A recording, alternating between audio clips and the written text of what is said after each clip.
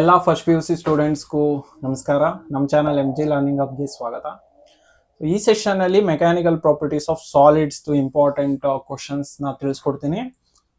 So ಎಷ್ಟು important ಅಂದರೆ ಈಗ ಏನು ಕ್ವಶನ್ಸ್ನ ಡಿಸ್ಕಸ್ ಮಾಡ್ತೀನೋ ಅದರಲ್ಲೇ ಸಹ ಕ್ವಶನ್ಸು ನಿಮ್ಮ ಪಿ ಯು ಎಕ್ಸಾಮಿನೇಷನ್ಗೆ ಬರುತ್ತೆ. ಆ್ಯಂಡ್ ಎಷ್ಟು ಮಾರ್ಕ್ಸ್ ಅಲಾಟ್ ಆಗಿದೆ ಅದನ್ನು ಸಹ ತಿಳ್ಕೊಳ್ಳೋಣ. So let us start then. So chapter name bandu mechanical properties of solids. Before going into this, you should know that each chapter in the 4 marks ge questions barute, and this is expected, of course.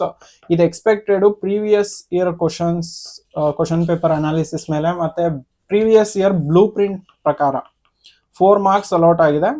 Adralli ಒಂದು MCQ irutte and ಇನ್ನೊಂದು 3 marks questions ಇರುತ್ತೆ. Understood? Then 2 marks question ಯಾಕೆ? ಈ questions ಇದಾವಲ್ಲ, ಈ concepts ಎಲ್ಲ important. ಇದ್ರಲ್ಲೇ ಯಾವ್ದಾದ್ರು MCQ ಕ್ವಶನ್ಸ್ ಆಗು ಫಾರ್ಮೇಟ್ ಆಗ್ಬೋದು, ಅದಕ್ಕೋಸ್ಕರ. ಸೊ ಯಾವ್ಯಾವ questions? Hooke's law statement, stress strain ಅಂದ್ರೇನು, longitudinal strain, shearing strain, volume strain ಅಂದ್ರೇನು, ಇದು compressibility and its unit, Poisson's ratio and its units. These are important concepts. So moving on to 3 marks. 3 marks ಅಲ್ಲಿ ತುಂಬಾ ಕಮ್ಮಿ questions ಇದಾವೆ. ಕೇಳಿದ್ರೆ ಇದೇ questions ಮೇಲೆ ಕೇಳಬೇಕು. ಅದರಲ್ಲಿ ಫಸ್ಟ್ ಒನ್ ಬಂದು draw typical stress strain curve and represent yield point, elastic limit, fracture points. Important. ಅದಿಲ್ಲ ಅಂದ್ರೆ ತುಂಬಾ ಸೇರಿ ಕೇಳಿರೋಂಥ question, mention the types of moduli of elasticity. ನಿಮ್ಗೆ ಗೊತ್ತಿದೆಯಲ್ಲ, Young's modulus, shear modulus and bulk modulus. ಇಷ್ಟೇ ಬರಿಬೇಕು, ಎಕ್ಸ್ಪ್ಲೈನ್ ಏನು ಮಾಡಂಗಿಲ್ಲ. ಮೆನ್ಷನ್ ಅಷ್ಟೇನೆ, ಮೆನ್ಷನ್ ಅಂತಾನೆ ಕೇಳ್ತಾನೆ, ಇಷ್ಟೇ ಬರೀರಿ.